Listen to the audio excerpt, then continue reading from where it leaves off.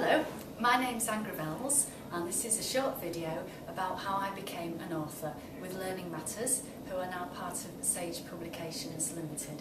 I've written quite a few textbooks over the years, and so this short video will just tell you a little bit about how I got into it. Quite a few years ago I was working for a large awarding organisation developing a new qualification for teachers. I'd been teaching for many years myself, and I was researching for the qualification handbook which textbooks to put on the reading list, and I felt that what was currently available was too high a level for this new level of qualification, which was at level 3 for beginners. And so I thought, well, why not do it myself? So I had the idea, contacted the publishing company, and they said, right, put a proposal together, and they accepted and said, how quick can you do it? The content really is based on what teachers need to know, and my passion really is about the beginner teacher. And I follow mainly in the awarding education training and preparing to teach in the lifelong learning sector, often called PETALS or PETALS. I follow what's called the teaching, learning and assessment cycle, and there's a few more short videos you might look at which refer to those. It's a logical flow of how teaching actually occurs and how learning and assessment take place. The content's also based on the qualification requirements. Each book I write is linked to a qualification for teachers or assessors, and so I have to take what's already out there and turn it into a way that can be legible and easily readable for a new teacher.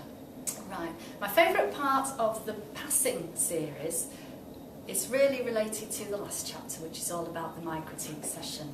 I think most trainee teachers are quite apprehensive about taking the micro-teach. They're unsure what to deliver or how to do it.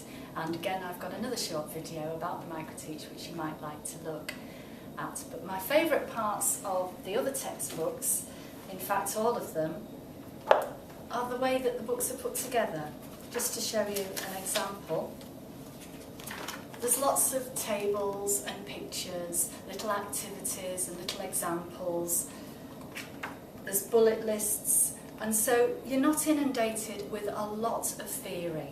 The book gives you lots of ideas of how to put theory into practice and breaks down very difficult concepts into something that's quite easy to understand. I think the uniqueness is the way that I write them. I didn't really realise that I had a good writing style that was easy for people to read, and I write in such a way as though I'm kind of having a conversation with the reader, and anyone new to teaching can read a little bit and then think, oh yeah, I understand that now, whereas perhaps when they've read it previously it was a little bit complicated and they couldn't comprehend it. I think the hardest part for me is self-motivation. Because I mainly work from home, I have an office there, I could easily be distracted, particularly if it's a lovely day outside and I'm stuck in my office writing, knowing I've got a deadline coming up. But once I get sat down and I've got an idea in my head, I can work really well and work long hours to get everything done. And I actually enjoy writing. The best thing is the amount of emails and correspondence I get from people who have read the books, mainly learners who are taking the qualification, who are so pleased that they've passed as a result of the information they've gained from my textbooks. I'm also quite active on social media, and I get a lot of comments through Facebook, Twitter and LinkedIn from people who are absolutely thrilled at the level of the book because it's helped them so much as an absolute beginner. I think they're good value for money, they're very reasonably priced, they're not too heavy, they're easy to look at and ideal as a reference, so you don't have to read the whole book. You can just go to the index in the back and choose a topic that you're working on at the time and then go to the relevant page and find the information that you need.